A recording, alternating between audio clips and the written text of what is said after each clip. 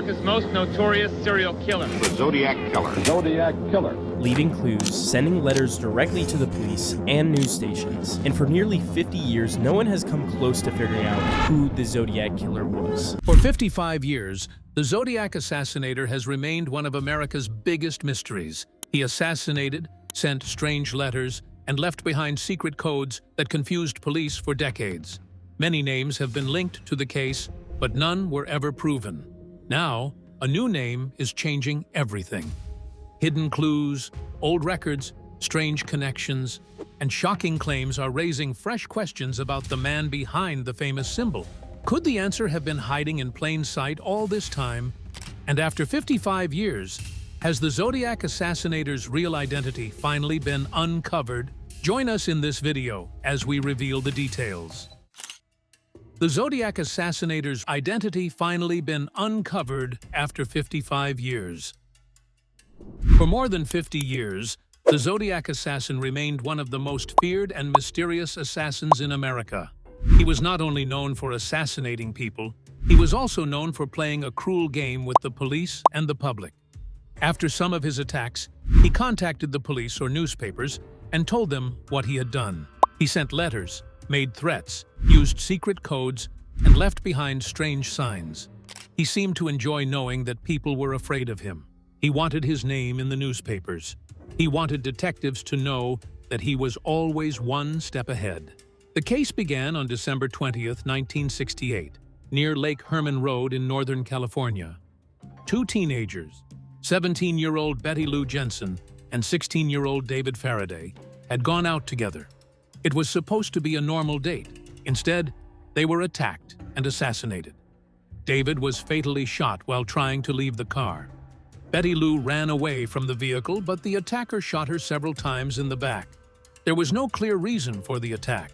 The young couple had not been robbed, and investigators could not find an obvious link between them and the person who assassinated them. At first, police had no idea that this was the beginning of a much bigger case. Months later, on July 4th, 1969, another attack happened at Blue Rock Springs Park in Vallejo. Darlene Ferrin and Michael Margot were sitting in a parked car when another vehicle pulled up behind them. The vehicle left for a short time and then returned. A man approached the couple and opened fire. Darlene was badly wounded and later died. Michael was also shot several times, but he survived. His survival was very important because he was able to give police a description of the attacker. He described the man as a heavy-set white male with a large face and short hair. Soon after the attack, something even more frightening happened. A man called the Vallejo Police Department from a payphone. He calmly reported the shooting. He also claimed responsibility for the earlier assassinations of Betty Lou Jensen and David Faraday. This meant that someone was watching the police and knew exactly what had happened. The assassinator was not finished. On August 1st, 1969, letters were sent to 3 newspapers in the Bay Area. The writer threatened to assassinate more people if the newspapers did not publish his message. The letters also contained a strange code made up of hundreds of symbols. The writer claimed that the code would reveal his identity. The code was later solved by a school teacher and his wife. They worked on it at home, without modern computers. The message showed that the assassinator had a disturbing view of assassination. He claimed that assassinating people was exciting and that his victims would become his servants after death. Around this time, the assassinator began using the name Zodiac and a special symbol that looked like a circle with a cross through it. That symbol became connected to the case for years. The assassinator attacked again on September 27, 1969, at Lake Berryessa. 2 college students, Brian Hartnell and Cecilia Shepard, were spending time near the lake. A man approached them wearing a strange black hood over his head. The hood had the Zodiac symbol on it. He told the couple that he was an escaped prisoner and needed their money and car to get to Mexico. He then tied them up. What looked like a robbery quickly became a brutal attack. The man stabbed both victims before leaving the area. Brian survived, but Cecilia later died from her injuries. The assassinator then went to the couple's car and wrote information about his earlier attacks on the door. He added his symbol, almost as if he wanted to sign his work. Once again, he later called the police and claimed responsibility. Investigators even found a palm print from the phone he used, but they could not match it to anyone. Only 2 weeks later, another victim was assassinated. On October 11, 1969, San Francisco taxi driver Paul Stine picked up a passenger. The passenger asked to be taken to the Presidio Heights area. When the taxi reached Washington and Cherry Streets, the passenger shot Stine in the head. Several young witnesses saw what happened from a nearby house. They saw the assassinator inside the taxi and watched him leave. The assassinator took a piece of Stine's blood-covered shirt. Police later created a sketch based on what the witnesses had seen. The suspect was described as a heavy-set white man with glasses and short reddish-brown hair. There was also a major mistake that night. Police officers near the area stopped and spoke with a man who may have been the assassinator, but officers had received an incorrect description over the radio. They were told to look for a black suspect. Because of that mistake, they let the man walk away. A few days later, a newspaper received another letter. Inside was part of Paul Stine's bloodied shirt. The writer was showing the police that he knew what he had done. He also used the name Zodiac. From that point forward, the assassinator became known by that name. What happened when AI took a fresh look at the old evidence and found a name police had overlooked? Let's delve deeper. The old name that artificial intelligence reportedly found. After the Zodiac letters stopped, the investigation did not simply end. Police continued to receive information and examine suspects. New detectives took over the old files. Old detectives retired. Years became decades, but the main question remained the same. Who was the Zodiac assassinator? The problem was that there was too much information. Investigators had letters, codes, photographs, witness accounts, fingerprints, palm prints, handwriting samples, crime reports, maps, dates, and thousands of names. Every new suspect had to be checked. Many people were investigated, but no one was officially proven to be the assassinator. As the years passed, the case became harder to manage. A detective could spend weeks or months looking at one suspect and one group of clues. By the time another clue was examined, some details from the earlier work could easily be forgotten. This did not mean the investigators were lazy. They were dealing with a huge amount of information from different places and different years. Human beings have limits. They cannot remember every small detail in thousands of pages. This became important because some of the answers may have been hidden among the old records. Investigators also created ideas about what the assassinator should look like. One early description suggested that the Zodiac was a heavy-set man in his late 20s or early 30s. Once such a picture becomes common, it can affect how people look at new suspects. A man who is too old may be ignored. A man who does not look right may be removed from the list. A person who does not match the expected image may never receive the same attention as someone who does. That is where the later claims about artificial intelligence become important. In 2024, an artificial intelligence system was reportedly used to examine information connected to the Zodiac case. The idea was simple. Instead of asking a human investigator to look at one file at a time, the machine could examine a very large amount of information together. It could compare names, dates, locations, writing styles, spelling habits, crime details, and other records. It could search for links that might be difficult for one person to notice.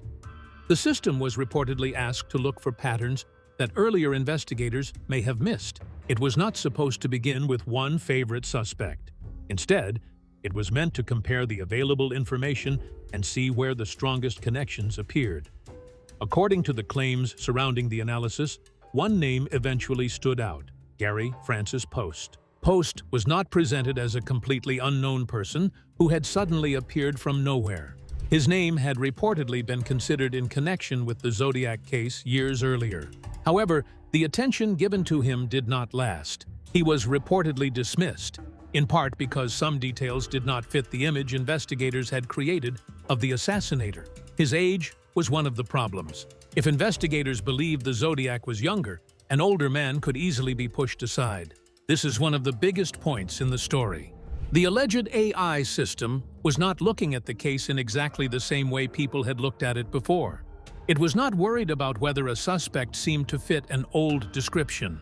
It could compare many different pieces of information at once. According to the claim, this caused Gary Francis Post to rise above other names. Post was described as a house painter and a former military man. He was also said to have experience with firearms.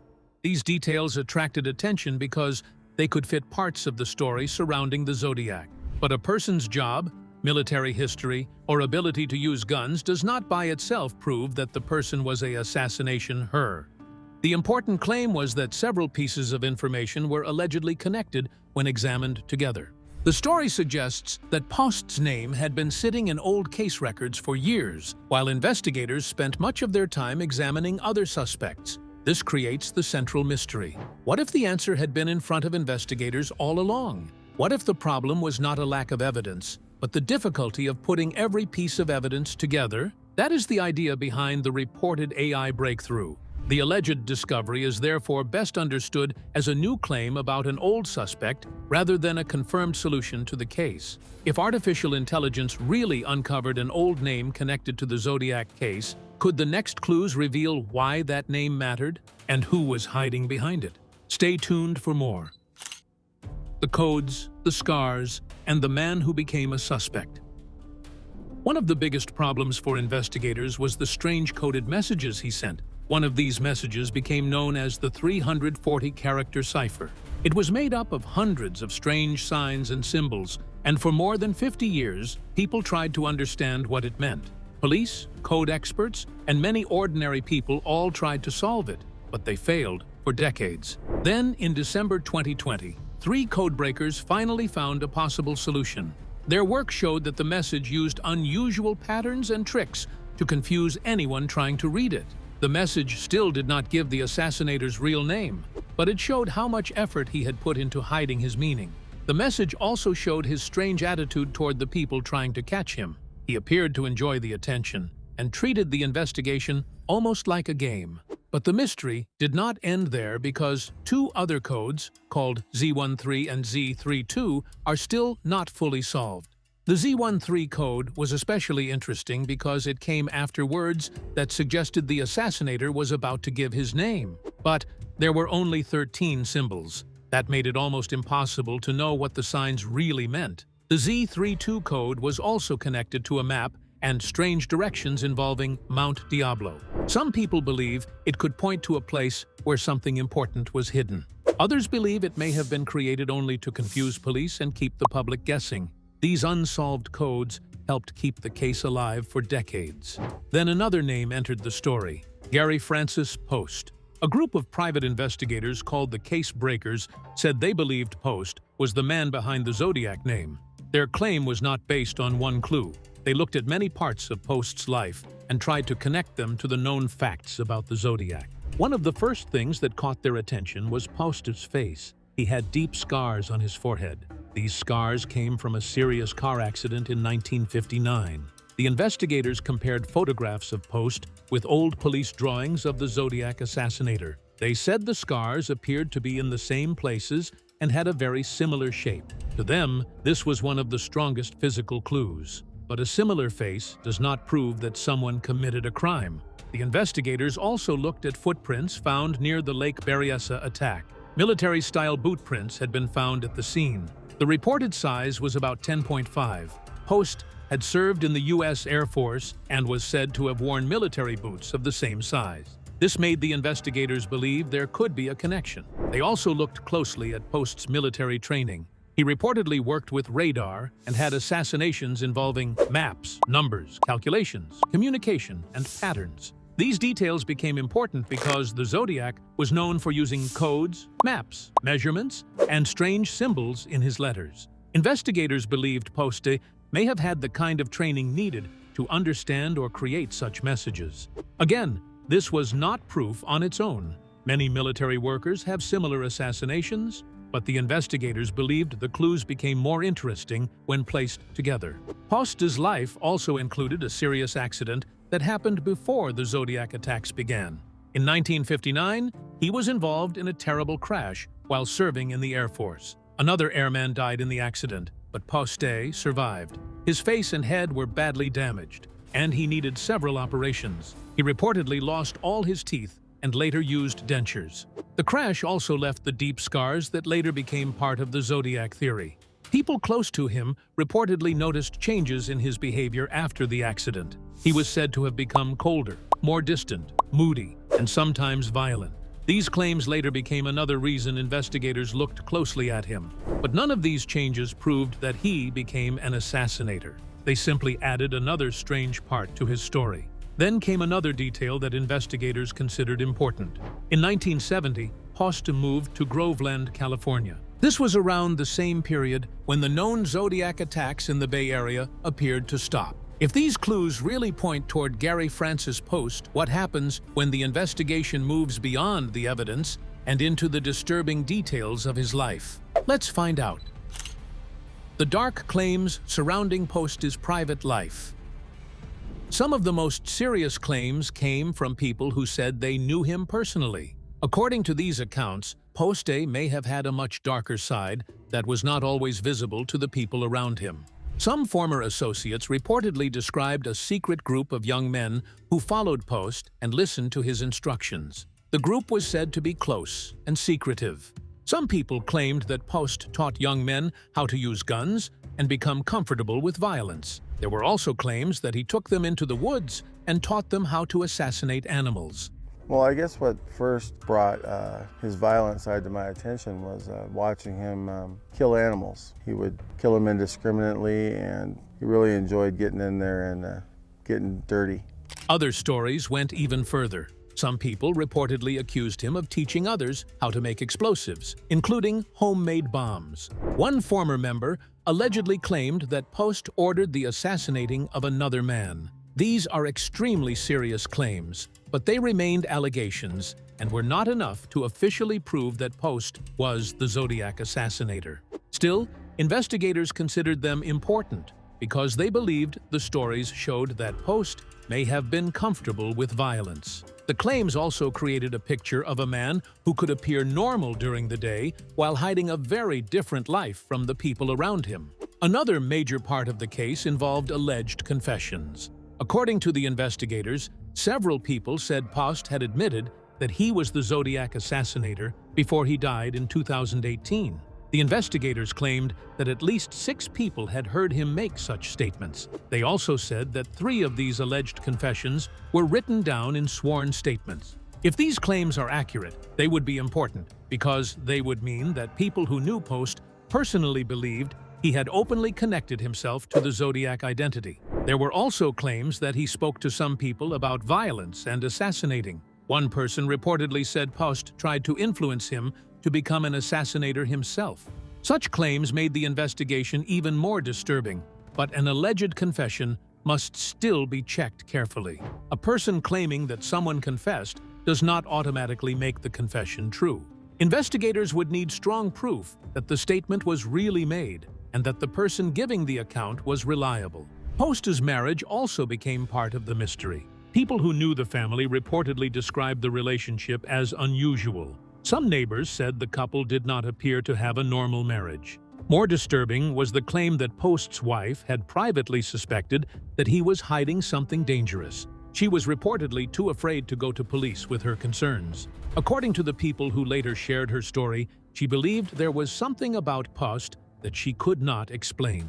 If true, this would be an important detail because his wife was one of the people who knew him closely. However, the story was reportedly shared with neighbors rather than being made into a clear police accusation while Posty was alive. That makes the claim difficult to prove today. Another disturbing account came from a woman who lived near Posty when she was a child. She reportedly said that Post and his wife looked after her when she was young. She claimed that Post often took her into the woods and taught her how to shoot guns. According to her account, this happened several times a week. She did not remember it as a normal or enjoyable activity. Instead, she said the experience frightened her and stayed with her.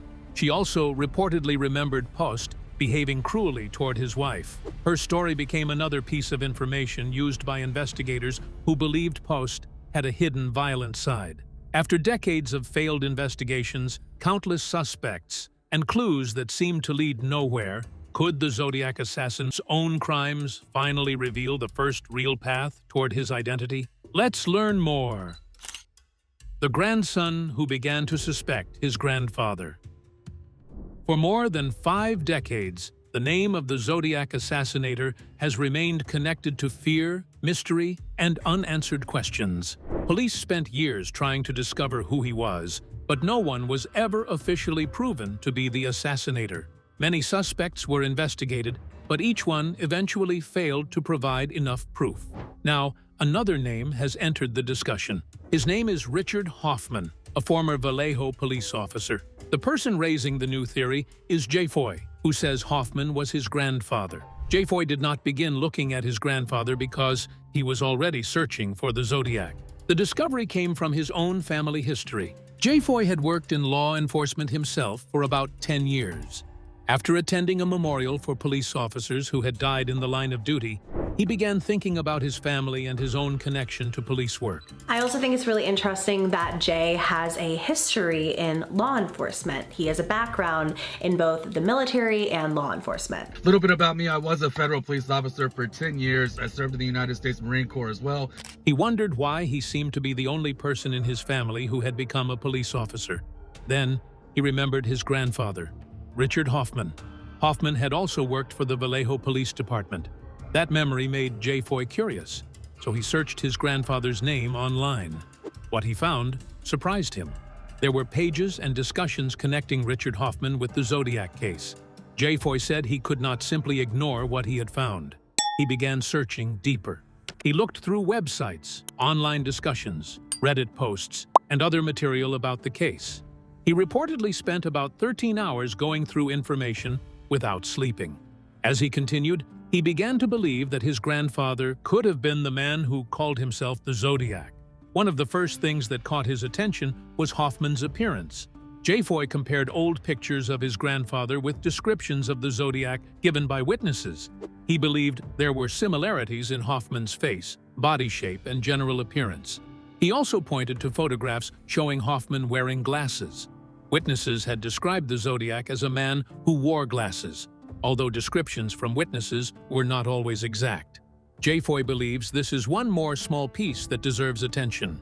But Hoffman's job is even more important to the theory. Richard Hoffman was reportedly a police officer in Vallejo and later became a detective. That means he would have understood how police investigations worked. He would have known how officers looked for evidence, how crime scenes were handled, and what investigators normally searched for. He would also have understood the importance of fingerprints and other clues.